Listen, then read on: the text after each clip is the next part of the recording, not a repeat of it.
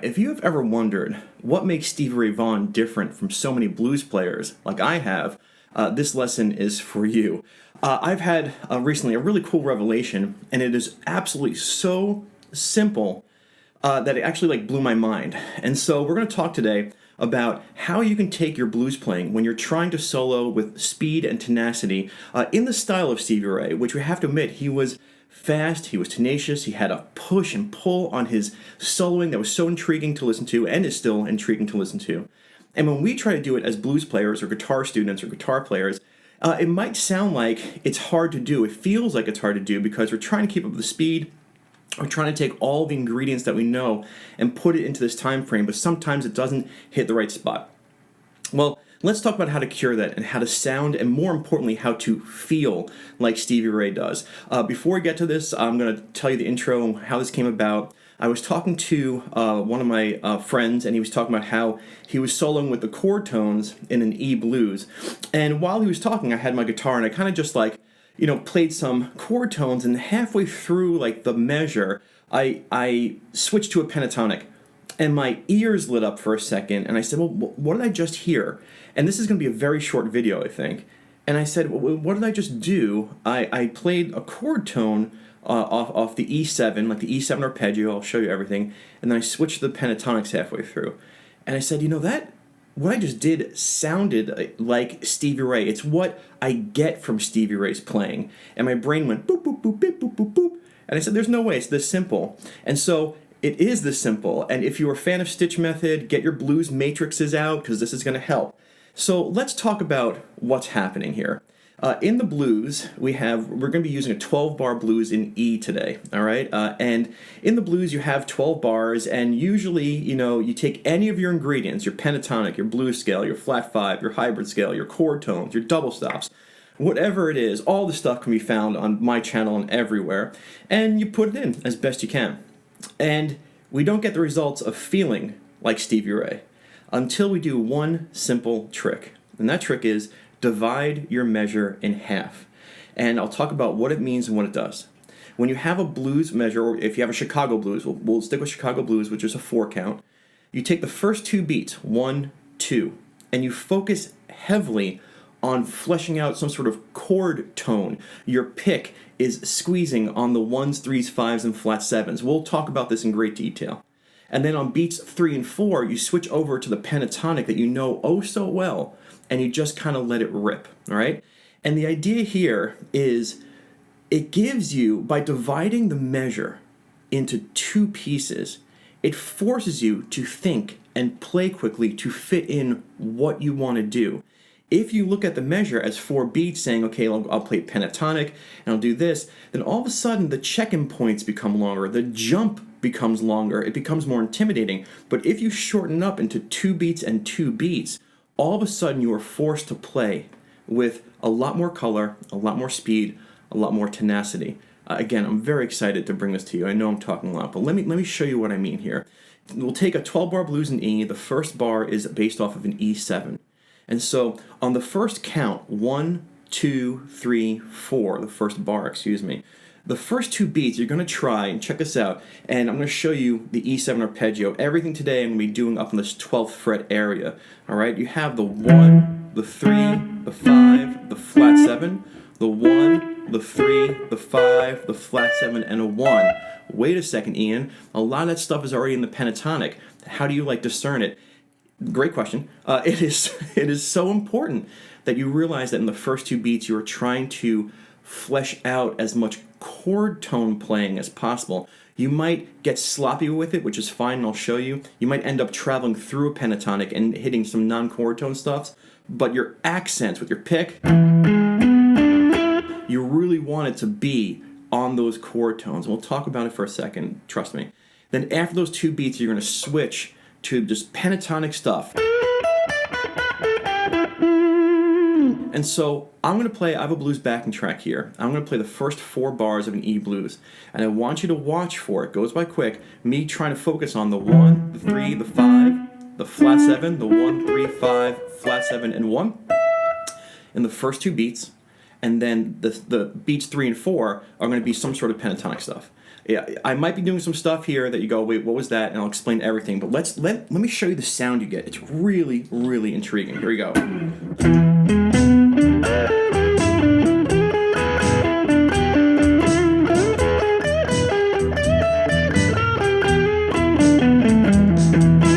All right. Now, the first thing you should notice is that it never let up, and that's what I'm talking about. Stevie Ray never lets up. He just goes. And how do you do that? Well, you could, be just like a juggernaut of a guitar player, which he is, and just have the confidence to do this.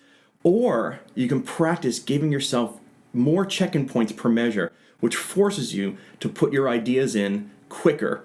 And the second I started doing this, again, this isn't about how to sound like Stevie Ray, even though you're going to be getting a lot closer in your playing if you watch this. It's about feeling it and saying, oh my gosh, this is what it's like to play with speed, with accuracy, with that push and pull dynamic. All right, so hopefully that example, I know we're a few minutes in, hopefully that example is wet your whistle enough to keep on following this lesson. So we're going to get into the nitty gritty of it. So let's talk about 12-bar blues, chord tones, pentatonics, when's and where. Remember, if you've seen my Blues Matrix video, go get that Blues Matrix. This is going to help you out tremendously.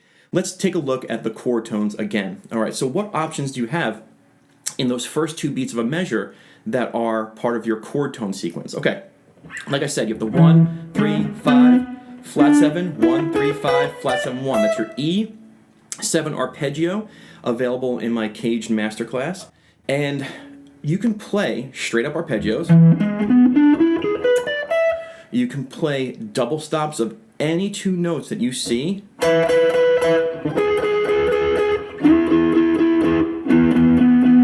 Any 2 notes next to each other are double stops. And that is a style that you hear a lot of in Stevie Ray's playing and also any blues playing. Also, don't be afraid to get sloppy with it. Like I mentioned earlier, if your intent is to go, but like the music is moving and you're just on fire, there's no reason you can't, get sloppy.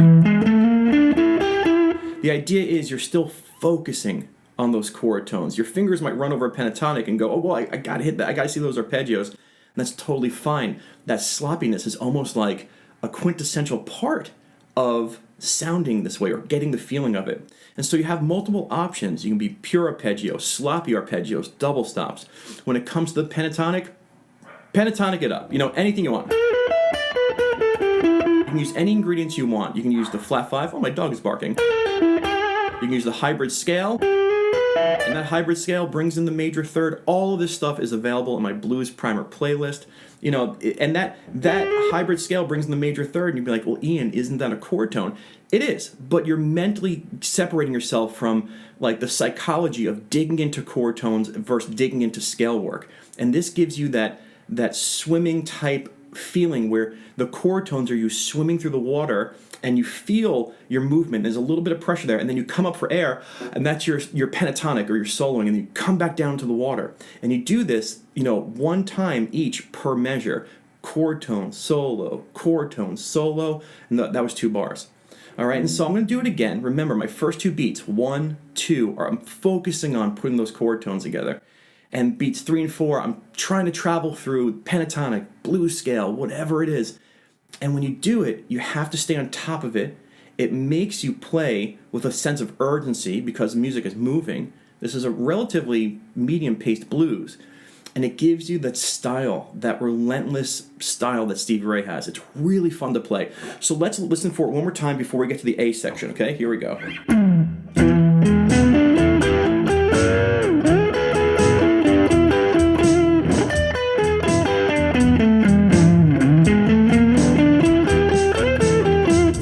Okay?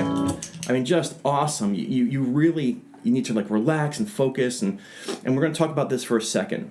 I get it. There's a lot of thought here, but there's only 3 options, really. Either you're going to be putting thought into it your entire life, or you're going to be putting thought into it now and then developing a style where you can let go and understand what you do well and develop your sound, and then as the weeks and months go by, you'll be able to do this without thinking, or 3, you just do this naturally. So don't worry. I don't think anyone's going to be in category number 1, all right? This is just the startup energy. Let's get to the A. In a 12-bar blues, measures 5 and 6 are on an A7. You have an A here, you have an A7 here. The A7 arpeggios.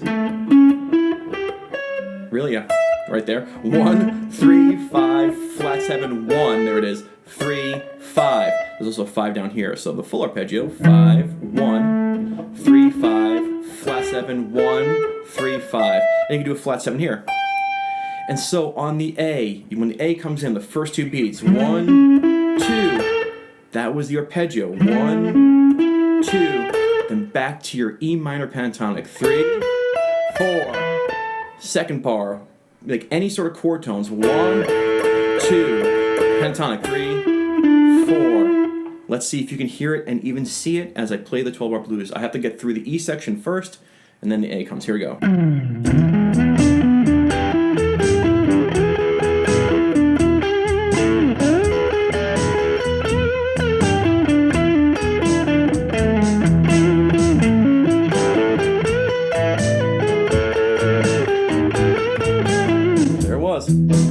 And because you have to stay on top of it, your speed increases, but it's not just about the speed. You're not just playing a pentatonic faster. You're doing this chord tone, swimming through the water, breath of pentatonics and back in, and it gives you that sound and that feeling that Stevie Ray at least offers me. Like I said, when I discovered this, my brain went, boom, that feels like the way you wanted to kind of play when listening to Stevie Ray. All right? That rhymed.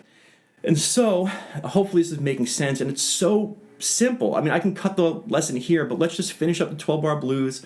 I'll reference some videos in case you haven't seen StichMethod before.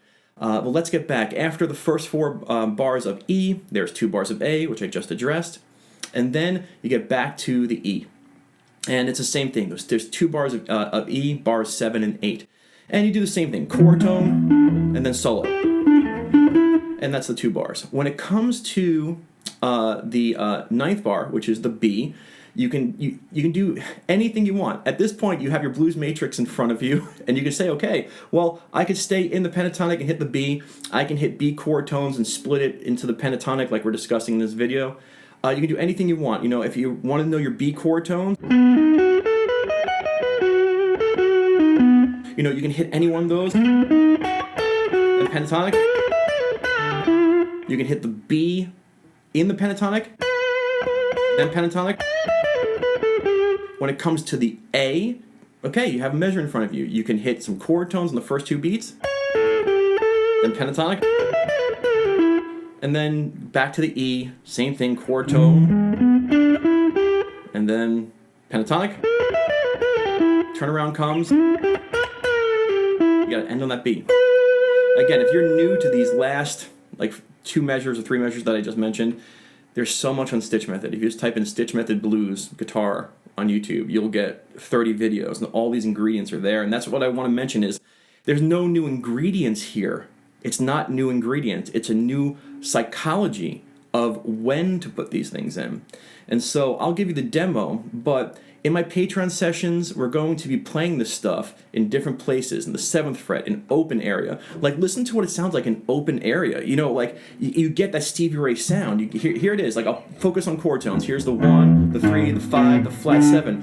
And a lot of people, you might say, well, isn't that Mixolydian? It could be, but when you focus on the chord tones and then you break into the pentatonic, you get the same sounds. Check us out.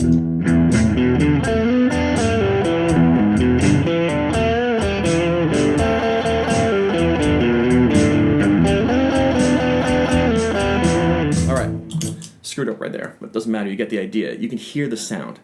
And so, it's so simple. I don't even need to talk anymore. You can look at any measure in a blues and divide it in half. First 2 beats chord tones, second 2 beats pentatonic. The one issue I want to address is, can you change your pentatonics with the chords? And you absolutely can. All right, I'm just giving you some advice here. The idea here is to split your measure. Splitting your measure makes you play, or at least feel like Stevie Ray. It feels so good to do this if you keep on track. And if you're used to playing, you know, on the B, a B minor arpeggio, a B minor pentatonic, excuse me, if you're, you know, familiar with them playing the A and playing an A minor pentatonic, you can do the same stuff. I'll give you a quick demo here of it. You can do that stuff. It's just putting the chord tones first in the pentatonic is really this amazing feeling. So check this out. I'll try and do that for you. The B I'll do here. I'll do B7 arpeggios. I'll do A7 arpeggios. And I'll put in the B minor pentatonic for the B and the A minor pentatonic for the A. And you'll see it. Here we go. Let's see.